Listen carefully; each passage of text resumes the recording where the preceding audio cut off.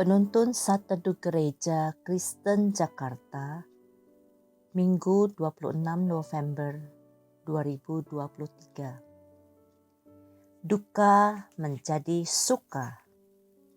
Lukas pasal 7 ayat 11 sampai dengan ayat 17.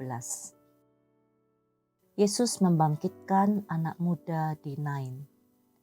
Segera setelah itu, Yesus pergi ke suatu kota yang bernama Nain. Murid-muridnya dan orang banyak yang berbondong-bondong pergi bersama dia.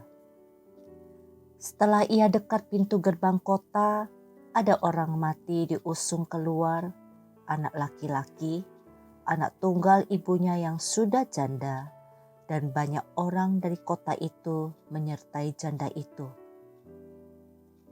Ketika Tuhan melihat janda itu, tergeraklah hatinya oleh belas kasihan. Lalu ia berkata kepadanya, "Jangan menangis."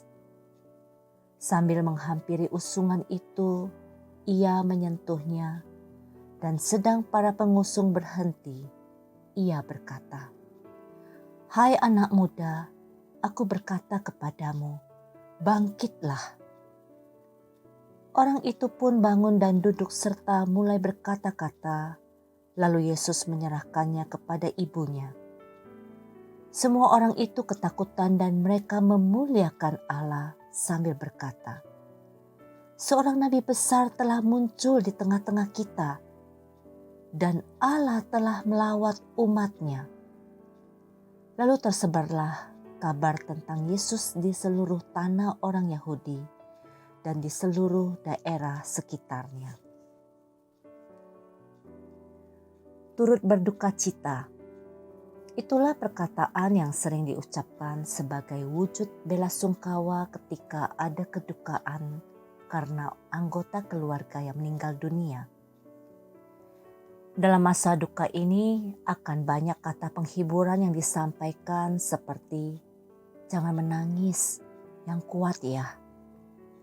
Kehilangan anggota keluarga yang teramat disayangi tentunya akan meninggalkan duka yang mendalam. Hal ini dialami juga oleh seorang janda yang meratap sedih karena baru saja kehilangan anak laki-laki satu-satunya. Ketika Yesus pergi ke Nain di dekat gerbang kota, ia melihat ada rombongan yang mengusung orang mati. Yesus melihat ibu dari orang mati tersebut, lalu tergeraklah hatinya oleh belas kasihan. Yesus berkata kepadanya, "Jangan menangis." Ucapan ini mencerminkan kasih dan kepedulian yang khusus bagi sang ibu. Penghiburan ini tentu bukan sekedar lip service. Yesus pun melakukan mukjizat membangkitkan kembali anak muda itu. Seketika itu juga tangisan duka cita sang ibu berubah menjadi luapan sukacita. Mungkin kita saat ini sedang berduka dan putus harapan karena kehilangan orang yang kita kasihi. Perasaan sedih dan kesepian bisa saja datang dan pergi dalam hidup kita, dan tak jarang juga menetap dan menyiksa begitu kuat. Dalam keadaan seperti ini, sangat dibutuhkan sosok yang mampu memahami gejolak perasaan hati kita. Percayalah bahwa Yesus turut merasakan duka kita. Hanya Dia yang sanggup dengan sungguh-sungguh menyapa kita dengan perkataan, "Jangan menangis."